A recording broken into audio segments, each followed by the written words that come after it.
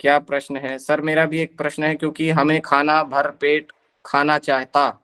मेरी पीडीए था कि हमें खाना 80% और पानी 10% और हवा के लिए 10% रखना चाहिए। ये सही है क्या?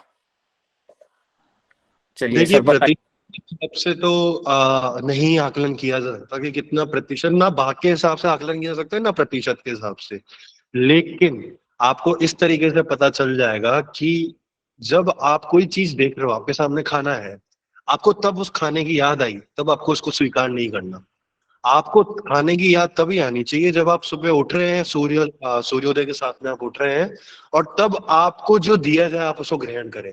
आपका मन हो चाहे नहीं हो, मन के अनुरूप नहीं जाना। आपको लगता है कि मैं 3 रोटी खा लूं, आप एक बार अपनी साइकिल फिक्स करेंगे खाना खाने की। जैसा कि मैंने आपको बताया है कि मील्स आप फिक्स करो, मॉर्निंग में उठो, ब्रेकफास्ट में उठो, और ब्रेकफास्ट जब आप लेंगे तो आप भर पेट खाओ, जितना आप खा सकते हो। आपको लगता है कि मेरा हो गया, आपको लगता है कि अब मेरा पेट इससे ज्यादा ग्रहण नहीं कर पाएगा, आप उसको लो। उसके बाद दिन के समय में, यानी कि जब वो आपका 1 बजेगा, 2 बजेगा, जो लंच आप लेते हैं, रोटी सब्जी वगैरह जो भी आप लेते हैं, फ्रूट्स लेते हैं, सैलेड लेते हैं, एक तो कॉम्बिनेशन होना चाहिए। ऐसा नहीं होना चाहिए कि बस दाल ले ली रोटी ले ली, नहीं।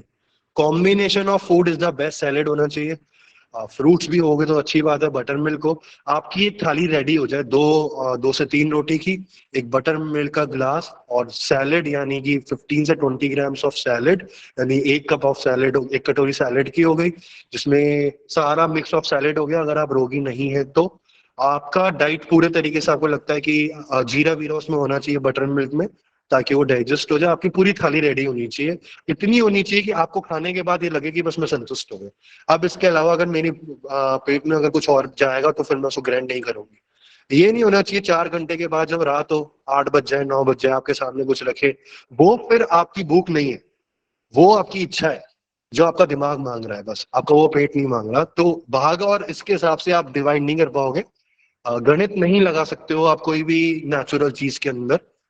आपको शारीरिक हिसाब से ही चलना पड़ेगा।